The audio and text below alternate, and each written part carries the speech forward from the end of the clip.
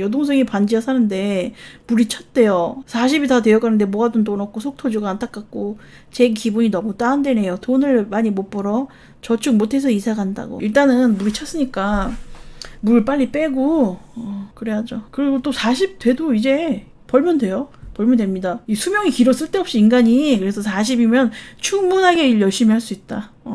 열심히 해가지고 이제 반지하 탈출을 할 수 있다. 이렇게 말씀드리고 싶네요. 아무튼 물이 찼으면 물을 빼면 됩니다. 젖어 있으면 마르게 돼 있는 게 또 세상사니까.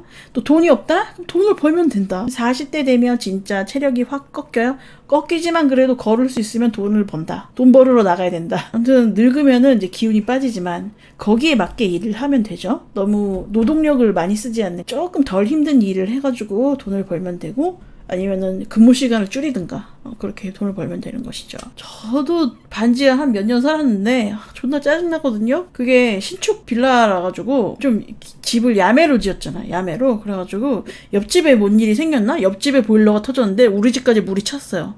옆집에 보일러 터져가지고 이게 찰방찰방 그때 진짜 몇 달 동안 고생했거든요. 그냥 물이 있는 게 그게 문제가 아니라 세멘독이 올라와요. 그래서 막 돗자리 펴고 살았는데 그 물이 다 마를 때까지 아무튼 막 피부에 뭐 막 생기고 반지 아니면 살 수 없는 사람들도 많답니다.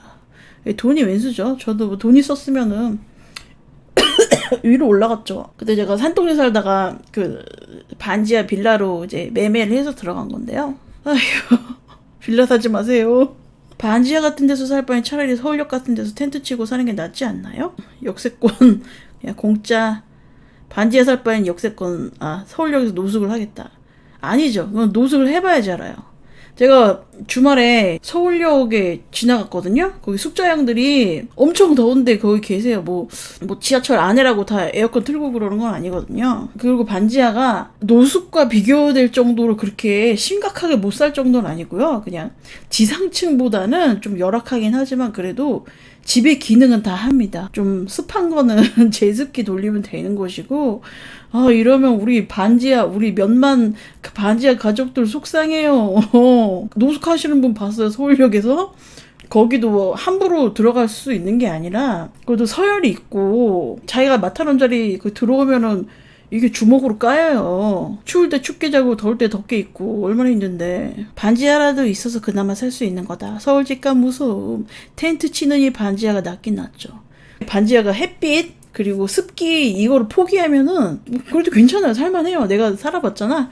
다만 이제 부실 시공으로 인해서 뭐 보일러가 터진다든가 뭐 이런 것만 없으면은 그냥 괜찮아요. 뭐 이런저런 불편이 있을 뿐인데 그건 다 극복이 가능하고 노숙보다는 100배 1000배 낫죠. 서울역에서 일하시는데 노숙도 할 짓 아님. 진짜 사람 죽어남. 주말에 가시면은 거기 교회에서 나오거든요. 찬송가도 부르고 거기 앉아가지고 컵라면 받아갖고 먹어야 돼요. 영상 30도 넘어가는 그 날씨에 밖에 앉아있는다고 생각하면 사람 돌아버리거든요.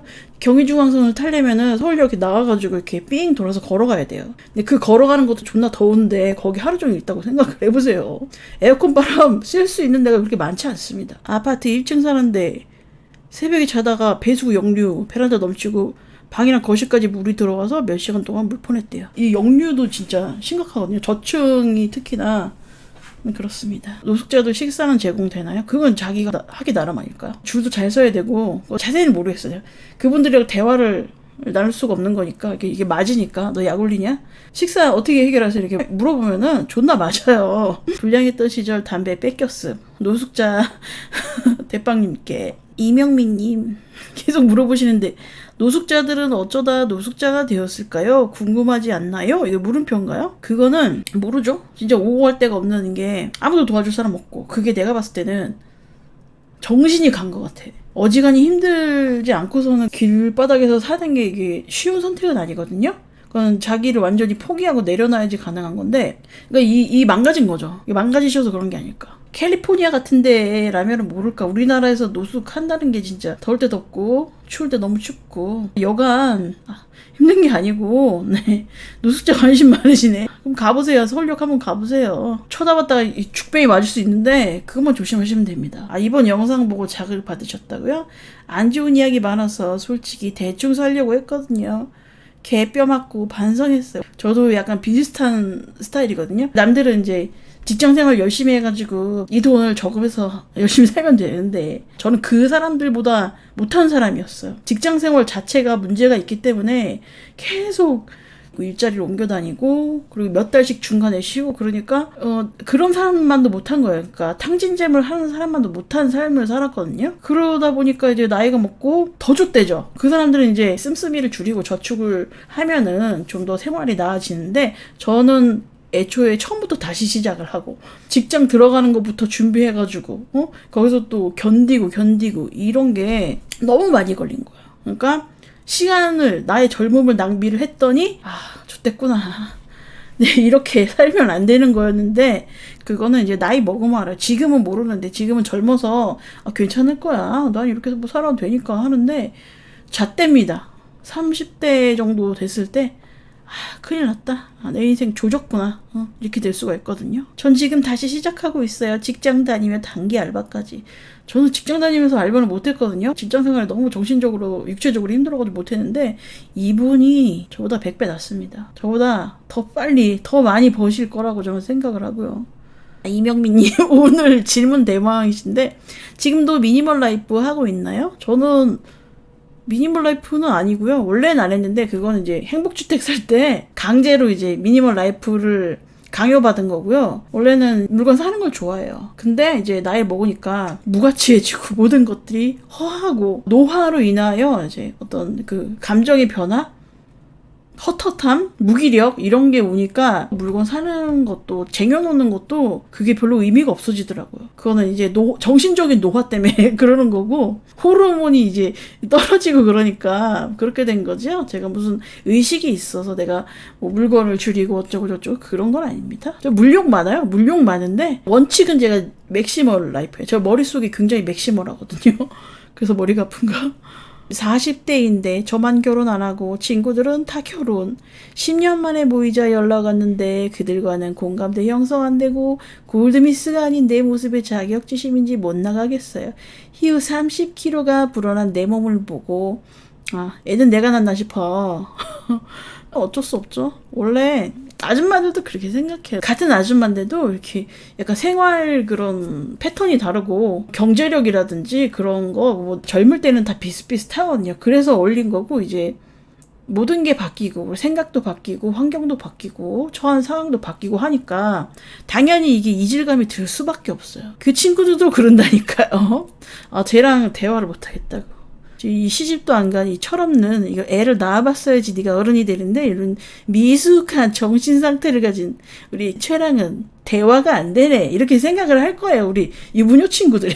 근데 이게 내가 봤을 때는 우리 님이 짜증나는 거예요. 살쪄서 30kg가 풀어난 내 몸을 보니 애는 내가 낳았나 싶고 아니죠. 30kg는 그냥 애 낳은 거랑 무관하게 찔 수 있는 겁니다.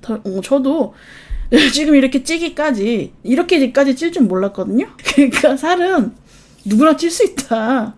근데 40대 정도 되면은 굳이 이 친구에 연연하지 않게 되거든요. 근데 인간관계 자체에 연연하지 않게 됩니다. 내가 봤을 땐 우리 사연자분이 심심해서 그래. 심심해서 살 때문에 빡친 거는 살을 빼면 되는 것이고 아니면 거울을 보지 않는다. 몸무게 그람수 재지 말고 그러면 되는 겁니다. 거울 보지 말고 옷 큰 것만 사 입고요. 2X 라지부터 사 입고 그러면 되거든요. 그런 식으로 정신승리하면 돼요. 그냥 받아들이면 됩니다. 쪘으면 쪘나 보다. 요즘 그래도 옷이 2X 라지, 3X 라지 나오니까 그거 입으시면 되고 정 안 되면 이게 재봉틀 사다가 옷 만들면 돼요. 그것도 이제 경제적이진 않습니다. 그런 기술도 배워야 되고 원단도 띄워와야 되고 재료 뭐 이거 따지면은 사 입는 게 싸긴 한데 정작 내가 뚱뚱해서 옷이 안 맞는다 그러면은 만들 수밖에 없다. 살은 원래 찌는 겁니다. 근데 나이 먹어서 살이 빠지는 경우 이게 갑상선이 안 좋은 거야. 갑상선이. 재봉틀 좀 추천해주세요. 취미로 하시려고 그런 건가요? 재봉틀은 솔직히 큰 차이가 없거든요. 가정용 중고로 당근마켓에서 사가고 쓰다가 도저히 내 적성이 아니다. 그럼 버리시든가 아니면 되파시면 돼요. 근데 만약에 내가 중고로 사가지고 이렇게 해봤는데 재밌다. 내가 이제 열심히 해가지고 수선집 하나 차려야지 이럴 생각이시면은 하다 보면 이제 공업용으로 갈아타시면 되거든요. 공업용 무소음 사절 자동 사절 요거 한 150 정도 하거든요. 그때 이제 기변을 하시면 됩니다.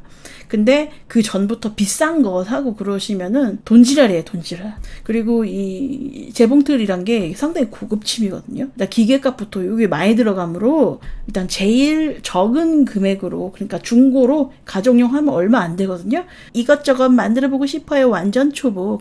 옷을 만들려면 또 오버록을 사야 돼. 그러니까 본봉과 오버록, 더 나아가서는 이렇게 이런 티셔츠 같은 거 만들려면은 그 삼봉 있어요. 삼봉 커버 스티치를 사야 돼. 그러니까 기계를 3대를 사야 되거든요. 그 정도 되면은 이게 정신병이에요, 정신병. 집에 미싱 4대 있는 사람 있잖아요.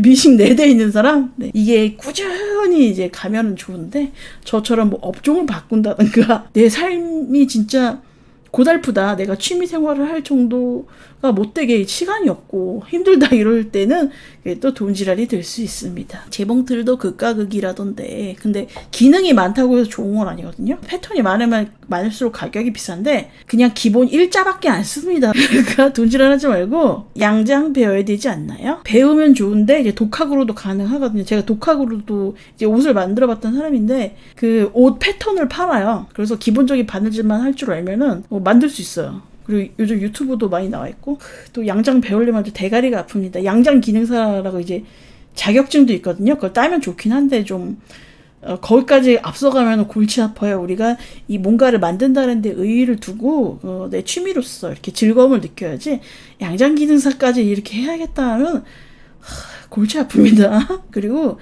가정용은 좀 한계가 있거든요. 원래 좀 힘이 약하잖아요. 하다 보면은 이제 내가 공업용을 타야겠구나 이런 생각이 드실 거예요. 그때 사는 겁니다. 그때. 독학을 할 수 있는 범위가 넓어요. 근데 제가 나중에 양장 학원을 몇 달 다녔어요. 제가 직장 다닐 때 다녔는데 제가 이미 너무 많이 알아버린 거죠. 그러니까 거기서 학원 수업에서 배우는 것도 있지만 이미 내가 너무 많이 알아버린 상태에서 하니까 약간 복습하는 느낌이 들더라고요.